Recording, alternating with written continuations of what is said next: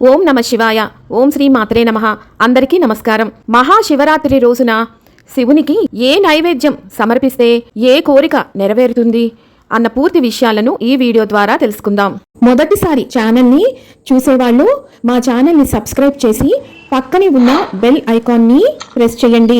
దీనివల్ల మీకు రానున్న ఆధ్యాత్మిక వీడియోస్ అన్నీ కూడా నోటిఫికేషన్ ద్వారా మీకు అందుతాయి. అలాగే మీరు ఎటువంటి వీడియోని మిస్ కాకుండా చూడగలరు. మా వీడియోస్ మీకు నచ్చినట్లయితే లైక్ చేయండి, షేర్ చేయండి.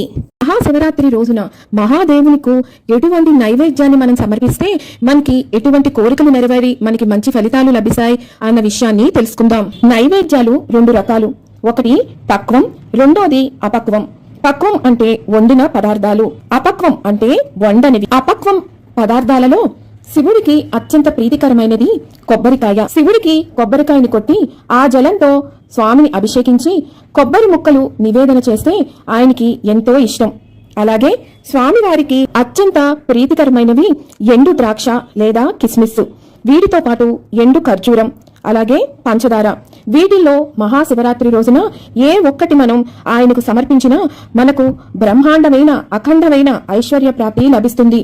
జీవితంలో ఎటువంటి లోటుపాట్లు ఉండవు, సుఖ సంతోషాలతో వర్ధిల్లుతాము. ఇక మనం కోరుకున్న కోరిక ఏదైనా సరే నెరవేరాలి అంటే మనం ఆ స్వామివారికి ఈ రోజున పాయసాన్ని నివేదన చెయ్యాలి.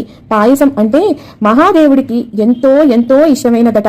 ఇక ఎవరైతే మానసిక ప్రశాంతత లేదు, జీవితం మొత్తం కూడా నిరాశ నిస్పృహలతో బాధపడుతూ ఉంటారో, ఆర్థిక ఇబ్బందులు, సంపదలు కలగలేదు, ఎప్పుడు చూసినా అప్పుల బాధ అని ఎప్పుడు బాధపడుతూ ఉంటారో వారు ఈ మహాశివరాత్రి రోజున దద్దోజనాన్ని మహాదేవునికి నివేదనం చేయాలి. ఇక ఎవరైతే గ్రహ దోషాలతో బాధపడుతున్నారో, కుజ రాహు దోషాలు, ఎవరికైతే ఈ గ్రహాల వల్ల ఇబ్బందులు కలిగి సరిగ్గా పెళ్లిళ్లు కాక లేదా భార్యాభర్తలు విడిపోతున్నారో అలాంటి వాళ్ళందరూ కూడా ఈ దోషాలన్నీ తొలగిపోవటానికి ఈ మహాశివరాత్రి రోజున తప్పనిసరిగా చిమ్మిలి అంటే బెల్లము నువ్వులు కలిపిన నైవేద్యాన్ని స్వామివారికి నివేదించాలి.